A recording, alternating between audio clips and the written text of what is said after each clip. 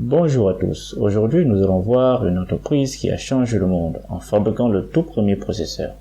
Voyons ensemble son histoire.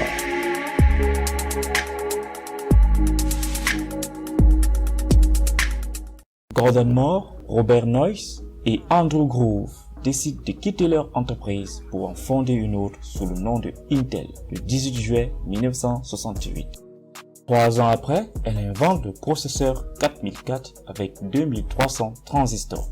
Intel commercialise en produit phare la série des processeurs x86 utilisés par les compatibles PC. Il s'agit d'un ordinateur compatible avec la gamme d'ordinateurs issus de l'IBM PC, avec pour produit le plus vendu la série des Pentium.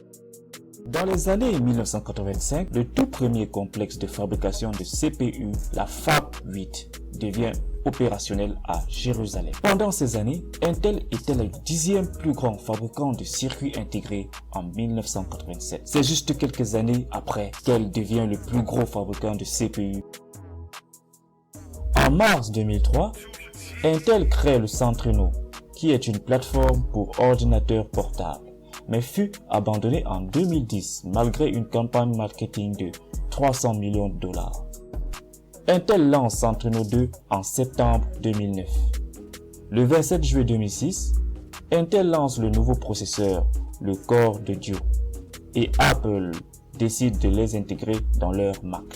En janvier 2007, Intel annoncera sa nouvelle famille de processeurs du nom de Penryn avec une architecture Conroe des Core de Duo. Fin 2007, apparaît la nouvelle génération de puces à 45 nanomètres nommée Walthall. Au 1er janvier 2008, Intel annonce faire le ménage parmi ses marques. Core et Core de Duo deviendront Core 2. Pentium et Pentiol Dual Core deviendront Pentium. Fin 2008, les marques Core i5 et Core i7 apparaissent avec des modèles gravés en 45 nanomètres. Début 2010, lors des CES de Las Vegas, Intel annonce ses nouvelles dials. De plus, Intel Core i3, i5 et i7 passent gravés en 32 nanomètres.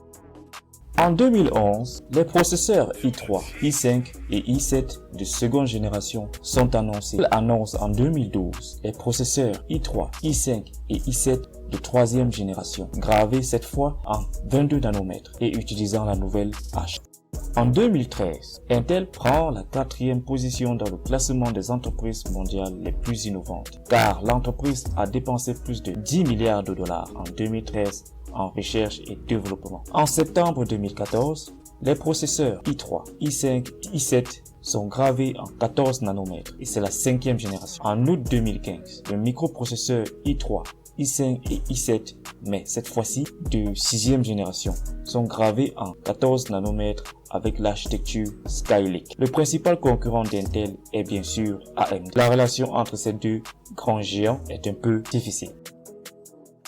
Par exemple, en 1982, Intel a accordé à AMD une licence pour produire les processeurs 8086 et 8088 afin de pouvoir renforcer la production de son architecture sur le marché. Après une bataille totalement légale, AMD obtient le droit de produire les processeurs basés sur l'architecture IA32 développée par Intel en 1995. AMD conçoit en 2003 l'architecture 64 bits AMD 64, totalement compatible avec IA32, ce qui lui a permis d'atteindre une part de près de 25% sur le marché des processeurs x86. Après l'échec de sa propre formule 64 bits Itanium incompatible avec l'IA32, Intel fut de plusieurs fois poursuivi pour abus de position dominante, notamment au Japon en 2005 et en Corée du Sud en 2006. Voilà, nous sommes déjà à la fin de cette vidéo. Retrouvons-nous la prochaine fois pour une nouvelle histoire. Portez-vous bien. Merci.